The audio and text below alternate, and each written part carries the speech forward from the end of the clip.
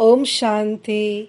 आज के कथा सरिता में हम आपको एक कहानी सुनाएंगे।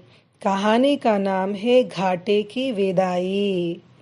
एक गांव में देवी दयाल नाम का बेईमान दुकानदार था। वह सामान में मिलावट करता था। जो एक बार सामान ले जाता दोबारा उसके पास नहीं आता था। उसका धंधा मंदा होने लगा। एक दिन उसने पत्नी से कहा, बहुत कोशिश करने पर भी दुकान में बिक्री नहीं हो रही है।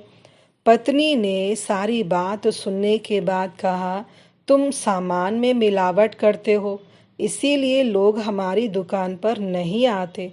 मिलावट बंद कर दो। देवी दयाल को पत्नी की बात ठीक लगी। उसने मिलावट करना छोड़ दिया। ईमानदारी से धंधा करने लगा।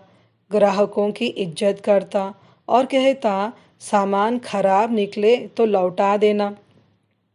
धीरे धीरे देवी दयाल ने ग्राहकों का विश्वास जीत लिया।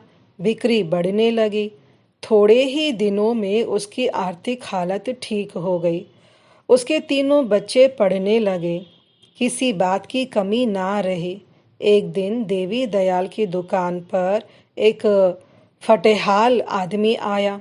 देवी दयाल ने उससे पूछा, क्यों भाई, क्या चाहिए? परंतु वह चुपचाप खड़ा होकर उसे घूरता रहा। बार बार पूछने पर भी वह कुछ नहीं बोला। उसकी सूरत देखकर देवी दयाल डर गया। भीख देने लगा तो उसने भीख लेने से भी इनकार कर दिया। देवी दयाल सहम कर बोला, भाई, ना तुम भिक्षा ले रहे हो, ना कोई सामान, और ना ही जा रहे हो। आखिर तुम कौन हो?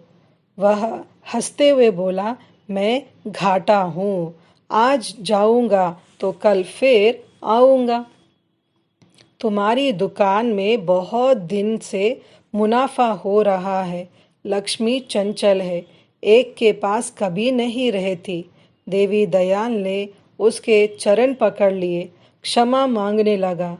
घाटे ने कहा, मैं आऊंगा तो जरूर। हाँ, तुम कोई एक चीज मुझसे मांग सकते हो। देवी दयाल चिंता में पड़ गया कि क्या मांगो। उसने एक दिन का समय मांगा। उदास देवी दयाल घर पहुंचा। पत्नी और बच्चों को सारी बातें बताई। पत्नी ने सलाह दी, आपको दुकान मांग लेनी चाहिए।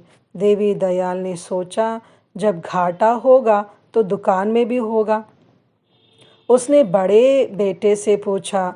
उसने कहा, पिताजी, उससे रुपये मांग लीजिए। ये बात भी देवी दयाल को नहीं जची। अब बड़ी बेटी ने कहा, 2 वक्त का भोजन मांग लीजिए, भूखे तो नहीं रहना पड़ेगा। आखिर में सेठ ने अपनी छोटी बेटी से सलाह मांगी। उसने कहा, आप उससे कहिए कि तू भले ही रोज आ, मगर हम पहले की तरह प्रेम, शांति व ईमानदारी से अपना काम करते रहे, ऐसे बोल दीजिए। यह बात देवी दयाल को ठीक लगी। दूसरे दिन जब वह अपनी दुकान पर गया तो घाटा उसका इंतजार कर रहा था। उसने घाटे से छोटी बेटी की सलाह के अनुसार आशीर्वाद मांगा। यह सुनकर घाटा चुप हो गया और जाने लगा। देवी दयाल ने हैरान होकर पूछा, आप कहाँ जा रहे हैं? घाटा मुस्कुराकर बोला, जहाँ प्यार, शांति और ईमानदारी की बातें हो, वहाँ मेरा काम क्या है? ऐसे बोलकर वो चला गया। देवी दयाल खुश हो गया। अच्छा, ओम शांति।